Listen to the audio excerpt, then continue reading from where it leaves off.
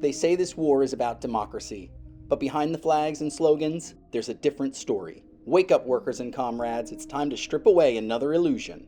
We're told the US and NATO are simply helping Ukraine resist an unprovoked invasion. But if that were true, why has NATO spent decades expanding towards Russia's borders despite long-standing debates over promises not to? Why did the US pour billions into Ukraine's military and nationalist groups well before 2022? And why does this war seem to enrich weapon contractors, energy giants, and financial elites, while Ukrainian cities burn? The truth is, Ukraine has become a proxy battleground, not for peace or freedom, but for power, profit, and global dominance.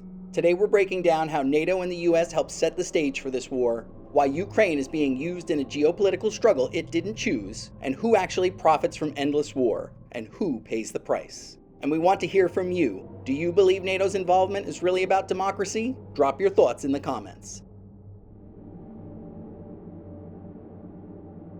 We're told that Russia's actions were unprovoked. We're told NATO is just a defensive alliance. But history tells a different story. In 1990, US officials told Soviet leaders that NATO would not expand 1 inch eastward. While no formal treaty was signed, the discussions left Soviet leaders believing there was a clear understanding.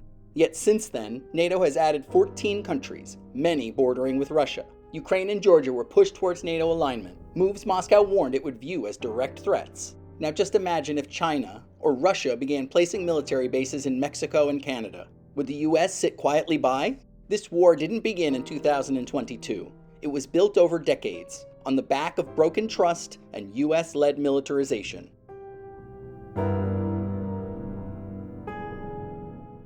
In 2014, Ukraine's elected president, Viktor Yanukovych, rejected a deal with the EU, choosing closer ties with Russia instead. That's when things escalated fast. Western-backed groups flooded Ukraine with money and support to fuel protests. The government was overthrown and a pro-Western administration took power. Many analysts, and even leaked US State Department calls, point to active Western involvement in this transition. This wasn't about promoting democracy. It was about flipping Ukraine into NATO's orbit, no matter the cost. Let's pause here, because this isn't just history, it's a blueprint that keeps repeating.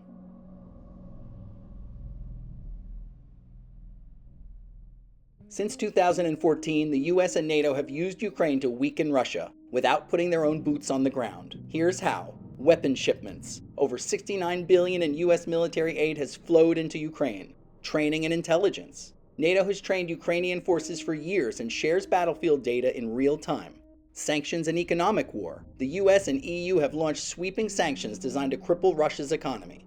And officials haven't been shy about their goals. US Defense Secretary Lloyd Austin said, "We want to see Russia weakened." Geostrategic analyst Zbigniew Brzezinski, long before this war, warned that without Ukraine, Russia ceases to be an empire. Let's be clear. Ukraine's people are fighting and dying, but others are making the decisions. This isn't liberation, it's geopolitics.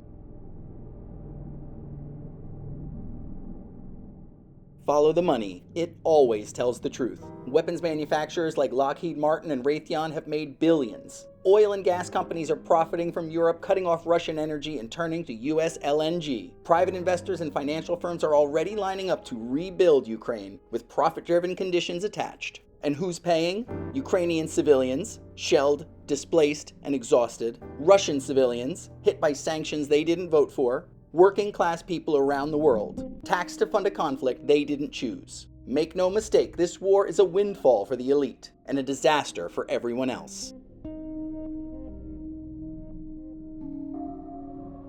With every new weapon shipment, the risk rises. The US has sent long-range missiles capable of striking deep into Russian territory. NATO countries like Poland are floating the idea of sending troops. Some US and European officials are even entertaining the unthinkable, a limited nuclear exchange. We've seen this movie before. Iraq, Libya, Afghanistan. All launched in the name of freedom, all ended in blood, chaos, and profit for a few.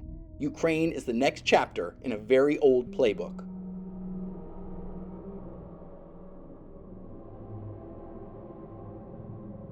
Let's be clear. Criticizing NATO and US imperialism does not mean endorsing Putin or Russian aggression. We stand with the people of Ukraine. We stand with the people of Russia. We stand with working-class people everywhere, caught between empires and sacrificed for profit. This isn't about democracy. This is about using Ukraine as a pawn in a power game. They don't care how many Ukrainians die. They don't care if this war escalates into catastrophe. They only care about control and the cash that comes with it. If you want to break this cycle, support anti-war organizations, reject war budgets and endless military aid, and demand that our resources go to people, not missiles. Because as long as war means profit, war will never end. Until next time, comrades, stay sharp, stay organized, and never stop questioning power.